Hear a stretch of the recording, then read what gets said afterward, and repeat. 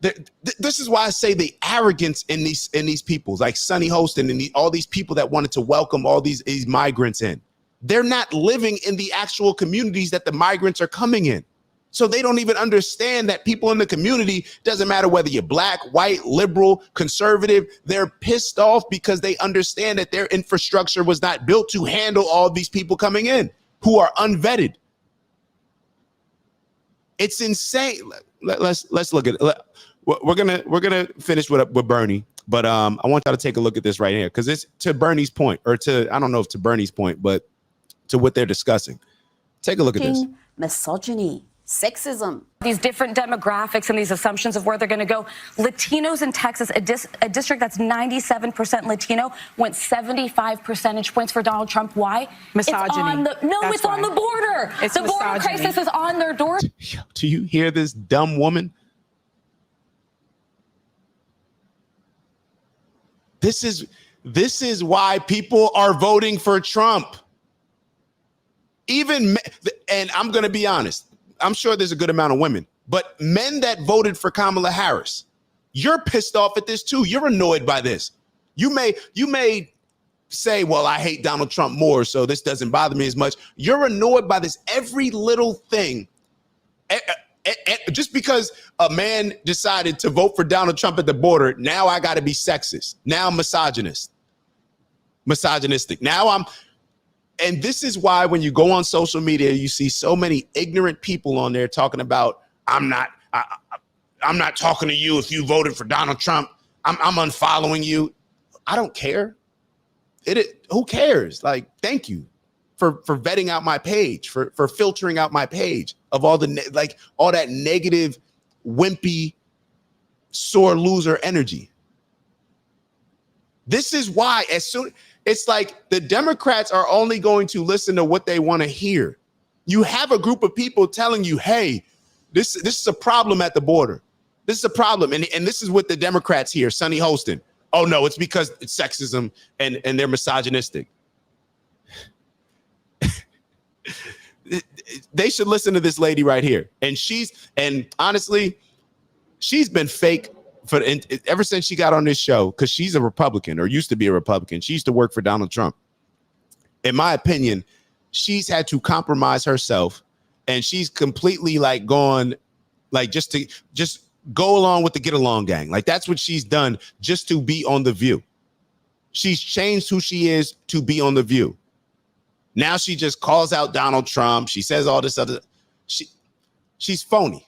She's phony. And I think now she's having a real moment where I don't know how they couldn't have seen this coming beforehand, but I guess it's because Kamala Harris didn't spend any time at the border. She didn't spend time in those communities, so she didn't understand how they felt about a lot of the migrants coming in and how it was impacting their lives. They talk all about this my body, my choice when it comes to abortions, right? They give all these stories about women that have had to go across state lines to go seek medical treatment. What about the people that are living in these border states that, because their hospitals have become overwhelmed with the migrants coming in, that they can't even get health care in their communities? They're telling women, do not expect to have a doctor. If you're pregnant, do not expect to have a doctor in these particular areas because the hospitals are overflooded with migrants coming in. But you care so much about women's health care, right? A district that's 97% Latino went 75 percentage points for Donald Trump. Why? Misogyny. It's on the border. It's the border crisis is on their doorstep. So and they were begging people to care about it for years. We need to take some lessons. That's what that was. The lessons are not. Knock. Who's there? Oh my gosh, it's Whoopi.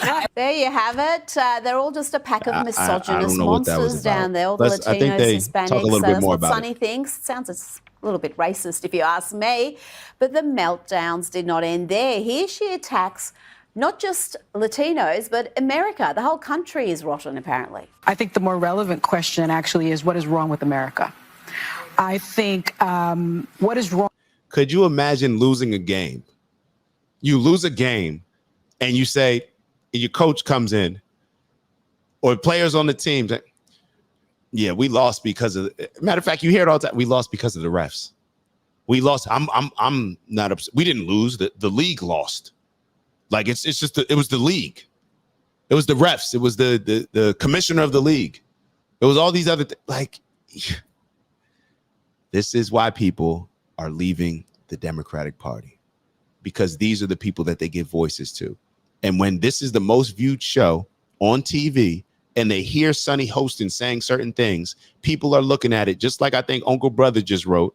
I used to think that I align more with the Democrats. Now I'm thinking I align more with conservatives. This is why, because these are the people that they put out there, and people see them and be like, yo, how can I be seeing the world the same way that she's seeing it? Wrong with our country? What is wrong with this country that they would choose a message of divisiveness, of xenophobia, of racism, of misogyny over a message of inclusiveness? Oh, yeah. And you hear the people clapping in the back? Blame them. Those are the people that got you amped up. You ever had your homeboys or people that amp you up to do something stupid to make you think that what you're saying is actually true? The yes men, yes women. That's what the people are, the audience at the View. This is why they were so surprised. This is why they did the goofy. They came in dressed like it was a funeral the day after Donald Trump won. This is why they are goofy, not serious people. They're not serious people. Serious people want to hear with people that they want to hear from people that disagree with them. Serious people like to have conversations with people that they disagree with so they can learn more and maybe alter their perspective, instead of just having yes people around them that are just going to clap for them when they say certain things that they think that the audience should like, and the audience is thinking that they should clap, so they just clap for it, not even realizing that it doesn't make any sense. Look internally. Stop blaming other people for y'all losing. Clearly, the things that y'all are pushing in your agenda, people are not aligning with. So you either make the adjustments or stop complaining and just stand on what you stand on. Yes, so inclusive. So. All right, let's go back to this Bernie for a sec. We're going to finish off the Bernie, then we're going to get to this Angela Stanton interview. This Angela Stanton interview, if y'all are not familiar with Angela Stanton, you should get familiar with her. I found out about her, I think, during the last election. And she's one of these women that come out. She's on the Republican side or independent side. She's independent, I believe. She was doing a lot of work with RFK Jr. She's worked with Trump in the past, but a lot of the things that she focuses on is women's health, but from a more conservative point of view, instead of just thinking that you can abort everybody, and just think like, I'm sorry, not that I said that a little bit wrong. Well, not really. Neither here nor there. But instead of thinking that abortion is the only thing that comes to mind when it comes to women's health care, that's what the Democrats think, that abortion is the only issue with women's health care, the reproductive rights. You want the rights to reproduce. And this is what doesn't make any sense to me. Abortion, terminating a pregnancy. Let's just call it what it is. Call it, regardless of whether you're pro-choice or pro-life, terminating a baby. How is that a right to reproduce, AKA a reproductive right? It doesn't even make any sense. But we're going to tap into her interview after. Let's finish up with Bernie, and then we'll get into that. Racism, there's homophobia, it's there. But on the other hand, I think what the American people want to support, whether it's a woman, a man, a black or a white or Latino, whatever, is they want to support somebody who is standing up, Kristen, and fighting for them. People are in pain. People are hurting. They can't afford to go to a doctor. They can't afford to send their kids to childcare or to college. They're worried about future generations and what kind of standard of living they will have. Here is the bottom line, and it has to be dealt with. You got an economy today doing phenomenally well for the people on top. It is not working for the working class. All right? How do we address those issues? And in the richest country on the history of the world, create an economy that works for all. That is the issue. And by the way, what Trump did in his election is to say, I know that you're hurting. And the reason is they got millions of people coming across the border illegal. They're eating your dogs. They're eating your cats.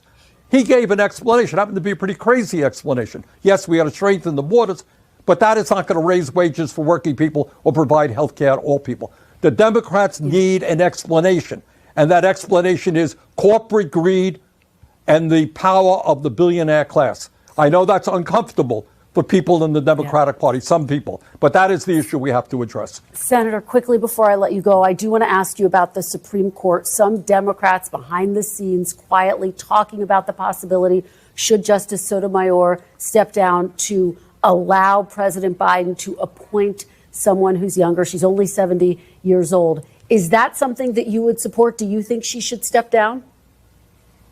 No, I don't. All right, we're going to move on. We're going to move on to Angela. Where you at, Angela? Like I said, let's make sure that y'all tap in. Make sure that y'all tap in. And Uncle Brother said, finally, I'm seeing remnants of the Bernie I supported during his initial run for president. Bernie, where you been, baby? Step up. Step up, Bernie. You got all this energy. You seem to be, pretty energetic. I know that you're age-wise, you're up there, but it seems like Bernie is still very capable. Why didn't you run? Why didn't you run? Oh, he was tired. He already ran twice. Shout out to Donald Trump. Shout out to Donald Trump. I'm going to keep running. I'm going to run again. I lost. Okay, cool. I'll be back. And came back bigger, stronger, better, with a better team. And one thing that I wanted to touch on and ask y'all, and I was having some conversations over the weekend about it, where it's like, what does Donald Trump have to do? Like, Donald Trump could possibly have a successful presidency based on the things that he does before he even gets in office. It's Dak. Just want to thank you for checking out our video and visiting the OG Network. If you enjoyed the video, please make sure that you give us a like. And if you're looking to join a community of inspired individuals striving for purposeful abundance, subscribe. And if you're feeling real generous, share the video with some friends and family. All right, I'll see y'all soon. Ew.